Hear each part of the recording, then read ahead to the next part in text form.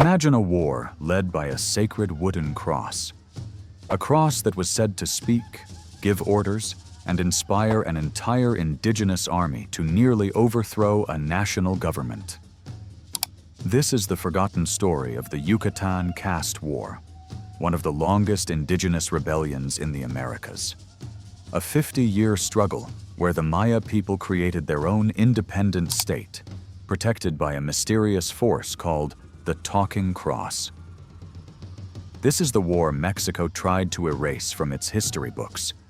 To understand how this all began, you have to picture the Yucatan in the mid-1800s. The Mexican government had taken control of the region after its independence from Spain, but the Maya, who had lived there for centuries, were treated like second-class citizens.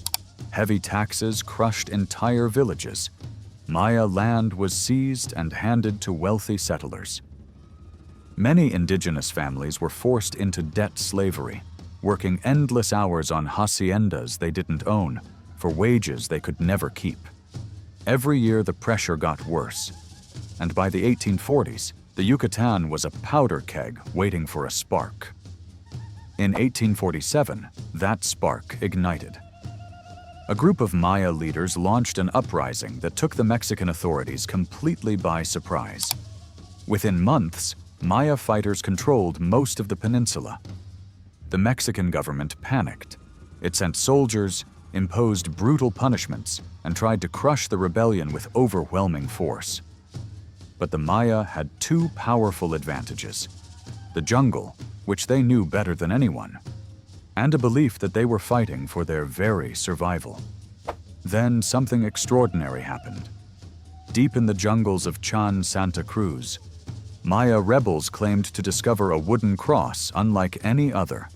According to their priests, this cross spoke through chosen interpreters, giving commands, predicting outcomes, and guiding the Maya armies.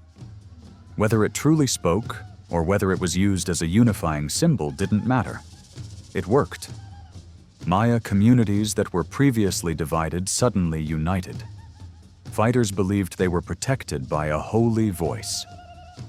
The Talking Cross became more than a relic. It became the spiritual and political center of the entire rebellion. And with it, the Maya grew stronger than ever. Powered by faith and determination, the Maya did something unthinkable. They created their own independent state. It was called the State of Santa Cruz, and it functioned like a full nation. It had a government, it had laws, it had diplomats. It even had trade agreements with the British. The holy city around the Talking Cross was its capital, a hidden jungle fortress protected by dense forests and loyal warriors. For decades, Mexico tried to reclaim the region, and for decades, it failed. But time was not on the Mayas' side. By the late 1800s, Mexico had grown stronger. New presidents, new armies, and new railways transformed the country. At the same time, the British, who had quietly traded with the Maya, withdrew their support. Without supplies and weapons coming in, the Maya resistance began to weaken. The war shifted from large battles to slow, grinding pressure. Blockades, raids, starvation. The Maya weren't defeated by a single battle. They were defeated by isolation. But isolation wasn't the only enemy. As the 19th century drew to a close, the world around the Maya was changing faster than ever before. New technology, new politics, and new foreign powers were reshaping the entire region, and the Maya state found itself standing alone against forces far larger than itself. Mexico, determined to finally end the conflict, began preparing for one last campaign. This time it wasn't a chaotic, unorganized push. It was systematic, planned, funded, a slow tightening of the noose. Railways cut deeper into the peninsula, allowing troops and supplies to move faster than the Maya armies ever could. Every mile of track laid was another blow to Maya independence.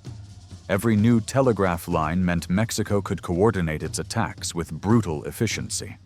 Meanwhile, the Maya faced hunger and exhaustion. Their fields were raided. Their trade lines vanished. Entire communities were forced to retreat deeper into the jungle, surviving on whatever they could hunt or gather. Yet even in those final years, their belief in the talking cross never wavered. For many, the cross wasn't just a religious symbol, it was a promise. A reminder that their struggle was righteous, and that even if they fell, their identity would survive. By 1895, Mexico declared that the rebellion must end once and for all. Generals who had spent their careers fighting in the north were brought to Yucatan. Modern rifles, new artillery, and thousands of fresh soldiers were deployed. The Maya, however, refused to surrender. Even as their numbers dwindled, they used the jungle as their final shield, striking quickly, disappearing silently, refusing open battle. But Mexico adapted. Villages suspected of aiding rebels were burned, food stores were destroyed, wells were poisoned or sealed. The goal was simple: starve them, isolate them, break their resistance without ever needing a decisive battle. It was a war of attrition, one the Maya could not win forever.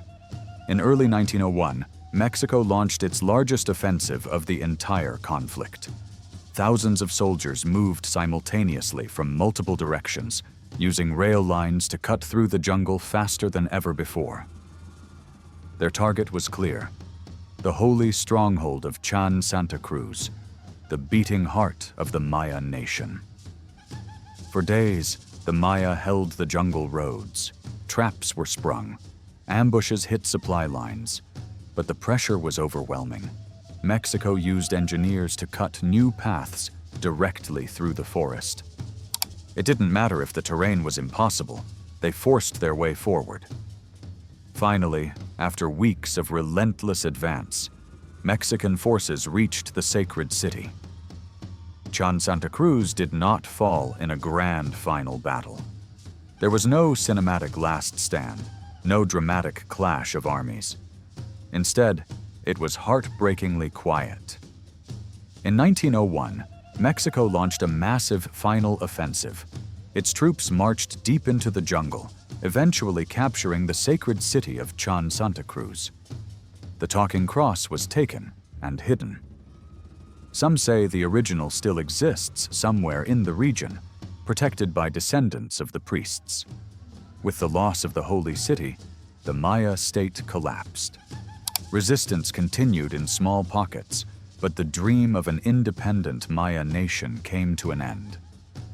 Today, the story of the Talking Cross remains one of the most fascinating and mysterious episodes in the Americas. A war fought not just with weapons, but with belief, and a symbol powerful enough to unify an entire people. The Maya of the Yucatan are still here. Their culture is alive, their language spoken, their identity unbroken. And the memory of the Talking Cross remains one of the greatest legends they ever carried into battle. If you want more forgotten conflicts and hidden histories like this, make sure to subscribe. We're just getting started.